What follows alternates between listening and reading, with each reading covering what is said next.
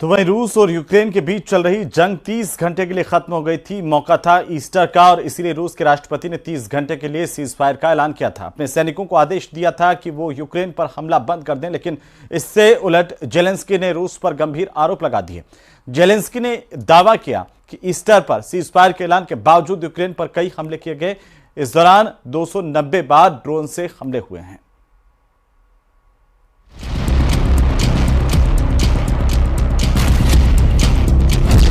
Putin के cease fire के ऐलान को जेलेंस्की ने बताया झूठा। जेलेंस्की का आरोप, सीज फायर के ऐलान के बावजूद हुए ताबड़तोड़ हमले।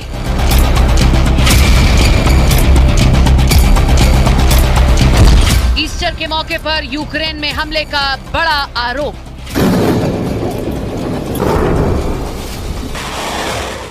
एक तरफ रूस के राष्ट्रपति पुतिन ने 30 घंटे के लिए रूस यूक्रेन के बीच जंग को रोक देने का ऐलान किया, तो दूसरी तरफ यूक्रेन के राष्ट्रपति जेलेंस्की रूस के ऊपर सीज फायर के ऐलान के दौरान हमले का बड़ा आरोप लगा रहे हैं। जेलेंस्की के मुताबिक ईस्टर की सुबह 6 बजे तक रूस की ओर से भयानक गोलीबारी हुई है।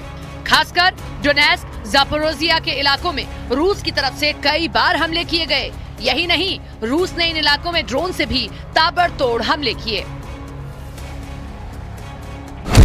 जेलेंस्की के दावे की माने तो ईस्टर के मौके पर कुल 387 बार रूस की तरफ से फायरिंग हुई है। इस दौरान यूक्रेन के इलाकों में 19 बार हमले किए गए।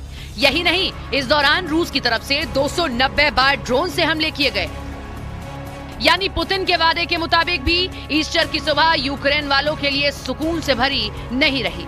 आरोपों की माने तो कुसर्क रीजन में रूसी सेना ने ड्रोन और तोपों से हमला किया। इन हमलों के बाद जेलेंस्की ने बताया कि उनकी सेना लगातार हमलों का जवाब भी दे रही है। जेलेंस्की ने यह भी दावा किया कि रूस दुनिया के सामने संघर्ष विराम का सिर्फ दिखावा कर रहा है, लेकिन कुछ जगहों पर अभी भी हमले जारी हैं। जेलेंस्की ने रूस को ये भी चेतावनी दी कि यूक्रेन की ओर से सीज फायर को 30 दिन तक बढ़ाने का प्रस्ताव अब भी टेबल पर है, लेकिन फैसला जमीन पर हमले की स्थिति के आधार पर लिया जाएगा। दरअसल रूस के राष्ट्रपति व्लादिमीर पुतिन ने ईस्टर के मौके पर अस्थायी संघर्ष विराम का ऐलान किया था, लेकिन अपनी सेना को अलर्ट रहने को आदेश दिए थे। Сегодня с 18:00 часов до 00 часов с воскресенья на понедельник российская сторона объявляет пасхальное перемирие. Приказываю на этот период остановить все боевые действия.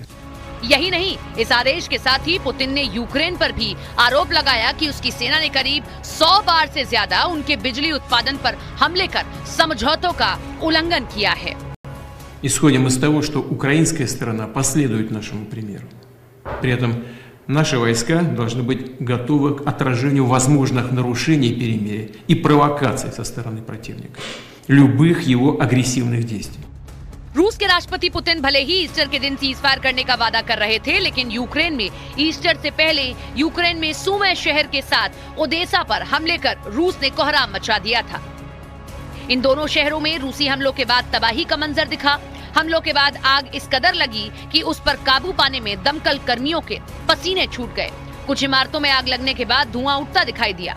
हालांकि रूस के इस हमले में किसी की जान नहीं गई, लेकिन रूस की ये कार्रवाई तब हुई जब ईस्टर पर सीज फायर की बातचीत चल रही थी।